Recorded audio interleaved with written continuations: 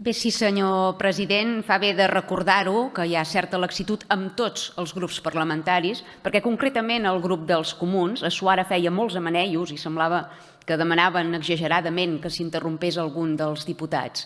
Sembla que es creuen privilegiats per damunt de la resta de grups parlamentaris i m'agradaria recordar-los que tots hem set votats i escollits a les urnes i, per tant, tots hem de gaudir dels mateixos drets i deures. Faríem bé de recordar-ho. Un decret llei pensat per macrocomplexos de la costa catalana o Barcelona que penalitza els negocis turístics de l'interior. Una taxa que afecta tots i cadascun dels turistes, independentment del seu poder adquisitiu, i que previsiblement desincentivarà viatgers amb pressupostos més ajustats, alhora que amenaça d'impactar negativament en zones rurals i poc turístiques del nostre país. Els hotels i establiments turístics recaptaran diligentment l'impost i el transferiran a l'administració, exactament com fan vostès lliurant els nostres impostos al cobrador del FRAC espanyol. Esperem que, com a mínim, les modificacions administratives que introdueixen no accentuïn la burocràcia i els costos operatius, perquè les petites empreses i els allotjaments familiars ja en tenen un bon tip de paperassa.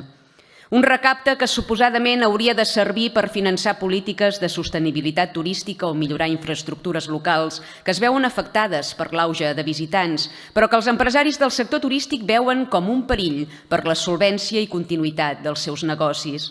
Incrementar els costos pels visitants redueix la competitivitat de Catalunya com a destinació turística i obliga la nostra nació a competir amb regions espanyoles absents de taxes, que són, de fet, la gran majoria.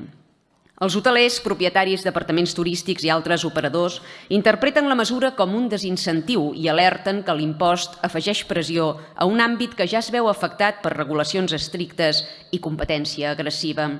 A això cal afegir-hi el dubte raonable sobre l'eficàcia i destí dels fons recaptats per la taxa turística i la manca de transparència per saber a on es reinverteixen aquests ingressos recaptats. Realment contribueixen a la sostenibilitat turística, a la millora d'infraestructures, a la mitigació de l'impacte que genera el turisme massiu? La consellera ha parlat a Suara de l'impacte negatiu que té el turisme. Ja és curiós que vegin impacte negatiu a qui ve a gastar-se els estalvis a casa nostra i no vegin l'impacte negatiu de qui entra il·legalment al nostre país i pretén viure de subsidis. Al món, al revés.